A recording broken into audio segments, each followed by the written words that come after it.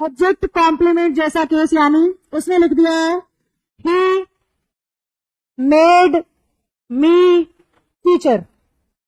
क्या सेंटेंस है? उसने मुझे टीचर बनाया। समझ गए बात को?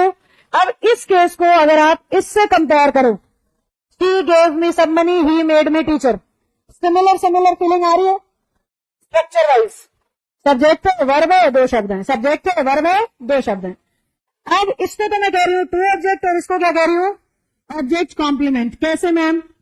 कॉम्प्लीमेंट का मतलब होता है किसी के बारे में कुछ कहना या बताना। तो ऑब्जेक्ट का कॉम्प्लीमेंट वो होता है जो ऑब्जेक्ट के बारे में कुछ बताए। ऑब्जेक्ट का कॉम्प्लीमेंट वो होता है जो ऑब्जेक्ट के बारे में कुछ बताए।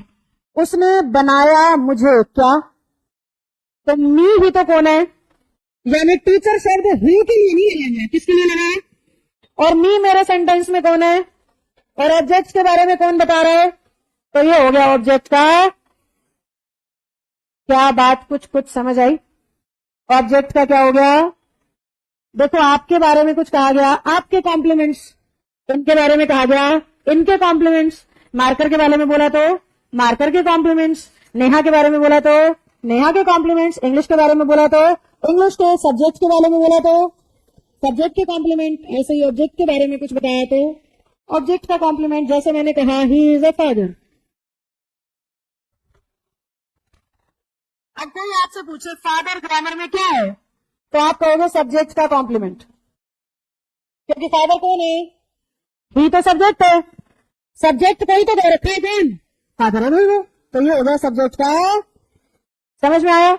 इसका पैसिव नहीं होता, सब्जेक्ट कॉम्प्लीमेंट्स का पैसिव नहीं होता। ये केस मैं आपको हेल्पिंग वर्ब का बोल के पढ़ा चुकी हूँ। My all sentences are correct करके सेंटेंस बोला था, याद करो। तो ये नो पैसिव केस है। पैसिव किसका होगा? ऑब्जेक्ट कॉम्प्लीमेंट का। क्या हम समझ पाए? अगर अभी भी कोई ऐसा बच्चा है जी मेरे को तो नहीं समझ आया ये क्या कॉम्प्लीमेंट चल रहा है, तो ध्यान से सुनो।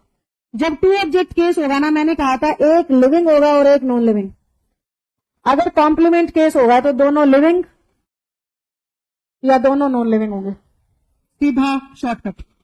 अगर कॉम्प्लीमेंट केस हुआ तो या तो दोनों लिविंग या दोनों नॉन लिविंग। अगर टू ऑब्जेक्ट केस हुआ तो एक लिविंग और एक, क्या मैं बात समझा पाई? शॉर्टकट से हेल्प मिल जाएगी। अब मैं कॉम्प्लीमेंट से पैसिव करूंगी।